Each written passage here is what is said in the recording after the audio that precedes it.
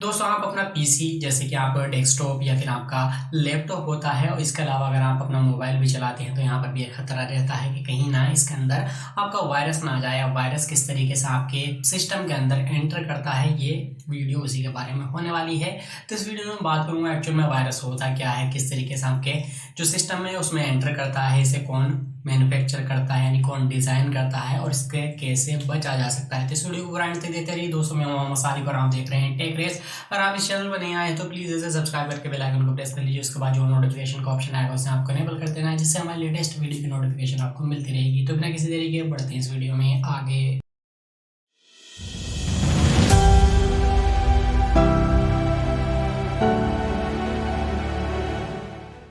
दोस्तों virus actual में क्या होता है?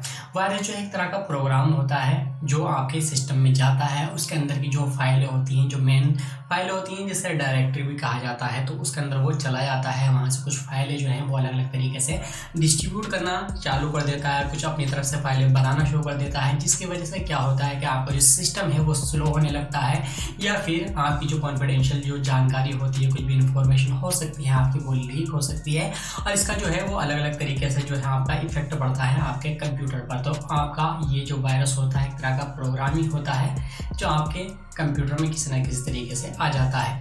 तो अब बात करते हैं ये आपके कंप्यूटर में किस तरीके से आता है। अब इसे आने के लिए रिसोर्सेज की ज़रूरत पड़ेगी जो आपके कंप्यूटर में आसानी से अवेलेबल हो जाए। तो इसमें रिसोर्सेज पे आप सबसे पहले अगर गौर करेंगे तो क्या चीज़ होती है, कोई सी भी ऐसी चीज़ जिससे आप कनेक्ट करते हैं कहीं से बाहर से, चाहे आप एक्सटर्नली कर रहे हैं या फिर आप नेटवर्क के थ्रू करते हैं। जैसे एक्सटर्नली करते हैं कि आप अपना कोई पेन ड्राइव हो या कोई भी इस तरह की डिवाइस होती है जो आप अपने कंप्यूटर से कनेक्ट कर लेते हैं। और वायरस के अंदर की सबसे खास चीज़ क्या होती है कि ये किसी भी एक सिस्टम में नहीं रुकता है, ये चलता ही चला जाता है कहीं ना कहीं भी। फॉर एग्जांपल आपने कोई पेन ड्राइव लगाई जिसके अंदर वायरस था पहले से, या फिर वायरस नहीं था लेकिन आपके पीसी में था। अगर वो वायरस आपकी हार्ड ड्राइव में या किसी भी हो सकता है, कोई सी लोग हार्ड ड्राइव यूज़ करते हैं, तो पेन ड्राइव हो या हार्ड ड्राइव होगा, इस तरह की कोई चीज़ है जिसका अंदर वायरस है, जैसे यहाँ आप उसे कंप्यूटर में कनेक्ट करेंगे तो वो कंप्यूटर में जाएगा। और कंप्यूटर में जाने के बाद उसके बाद अगर आप कुछ चीज़ और उसके अंदर कनेक्ट करते हैं, पेन ड्राइव आपने लगा ली, अगर आप हार्ड ड्राइव से कनेक्ट करते हैं तो वही वायरस आपका सिस्टम में फिर आपका उसमें भी चला जाएगा जो आपकी हार्ड ड्राइव होती है, अगर आप उसके अंदर फाइलें इधर से उधर ट्रांसफ़र करते हैं। इसके अलावा अगर जो एंटर करने का दूसरा जो कह सकते हैं कि जिसकी वजह से एंटर करता है वो आपका इंटरनेट भी होता है। इंटरनेट पर आप अलग अलग तरह की फाइलें सर्च करते हैं, वेबसाइटों पर जाते हैं और वहाँ से क्या होता है कि जैसे कि आपको मैंने बता दिया कि आपकी जो पेन ड्राइव होती है या हार्ड ड्राइव होती है उसके अंदर किसी न किसी फाइल के थ्रू जो है वो वायरस उसके अंदर चला जाता है। यही सारी चीज़ तो आपके इंटरनेट पर होती है कि वहाँ पर कोई भी फाइल हो या फिर किसी भी वेब ब्राउज़र के थ्रू आप किसी भी पेज पर जाते हैं तो वहाँ पर वो फाइलें हो सकती हैं जिसके अंदर से कोई वायरस हो, उसे आप डाउनलोड करेंगे या कुछ भी उसके अंदर चेक करते हैं तो वो सारी चीज़ें आपके सिस्टम में आ जाती है, जिसकी वजह से वो वायरस आ जाता है।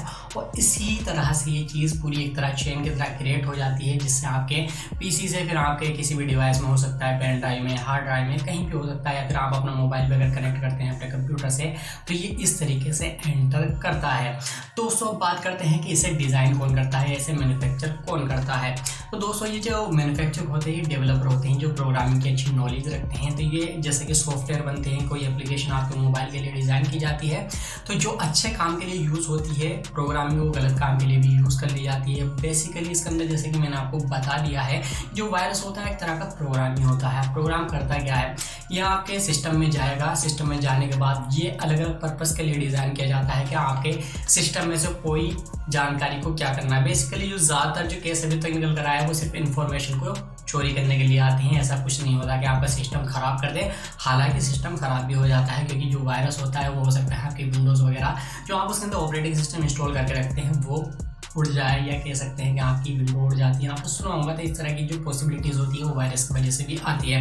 वैसे ज़्यादातर जो केस अभी तक निकल कर आए हैं वो इन्फॉर्मेशन को चोरी करने के लिए ही बनाए जाते हैं, या फिर कोई ऐसा भी होता है कि बाहर की फाइलें आपके कंप्यूटर में ट्रांसफ़र कर दी जाए। क्योंकि आपने भी कुछ टाइम पहले न्यूज़ सुनी होगी, मैं इसके बारे में जिक्र नहीं करूँगा कि कौन सी न्यूज़ थी एक्चुअल, लेकिन ये था कि कुछ चीज़ को करने के लिए, किसी को फंसाने के लिए कुछ फाइलें जो है वो आपके कंप्यूटर में डाल दी जाती है। तो वो ऐसा केस होया भी है और इसकी जानकारी जो है वो आपने अगर न्यूज़ पढ़ी हो तो उसके बारे में आया है। तो इस तरह की चीज़ें भी होती है कि फाइलें आपके कंप्यूटर में डाल दी जाए, वो वायरस के थ्रू ही पॉसिबल हो पाता है। या फिर आपको कोई फाइलें आपके कंप्यूटर में होती है वो दूसरी जगह चुरा ली जाती है, या फिर आपका कोई पर्सनल डिटेल होती है, जैसे आपका बैंक अकाउंट नंबर है, आपकी कुछ भी इंफॉर्मेशन इससे रिलेटेड जैसे फाइनेंशियल हो, या फिर कोई आपकी ऐसी इंफॉर्मेशन हो जो आप किसी दूसरे के साथ शेयर नहीं करना चाहते हैं, तो इस पर्पज से भी वायरस बनाए जाती हैं। और ये सारी चीज़ जो है डिज़ाइनर जो वेब डेवलपर होते हैं उसी के थ्रू बनाई जाती है।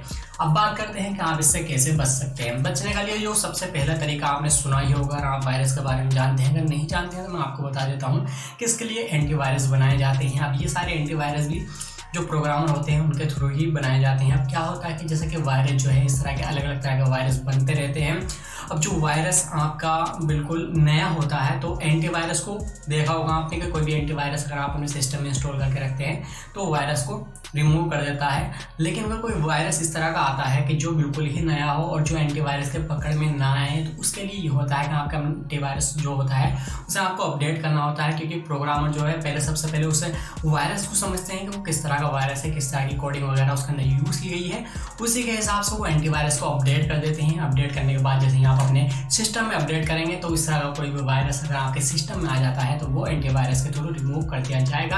और इसी तरह के जो वायरस बनते रहते हैं, एंटीवायरस आप अपडेट करते रहते हैं, उसके थ्रू आपका सिस्टम जो है वो सिक्योर हो जाता है। आई होप ये वीडियो आपके लिए काफ़ी हेल्पफुल रही होगी और आपको पसंद भी आई होगी। पसंद आई तो प्लीज़ इसे लाइक कीजिए, अपने दोस्तों के साथ शेयर कीजिए। अगर आप इस चैनल पर नए आए हैं तो प्लीज़ इसे सब्सक्राइब करके बेल आइकन को प्रेस कर लीजिए, इससे हमारे लेटेस्ट वीडियो की नोटिफिकेशन आपको मिलती रहेगी। तो यहाँ पर सोशल मीडिया हैंडल आपको मिल रहे होंगे, यहाँ पर जाकर मुझे फॉलो कर लीजिए ट्विटर, फेसबुक और इंस्टाग्राम पर, जिससे आपको मेरी वीडियो से रिलेटेड या भी कुछ भी अपडेट करता हूँ उससे रिलेटेड आपको अपडेट्स मिलती रहेगी। तब तक के लिए मैं आपसे लेता हूँ इजाज़त, तो मिलता हूँ किसी अगली वीडियो में। Thank you.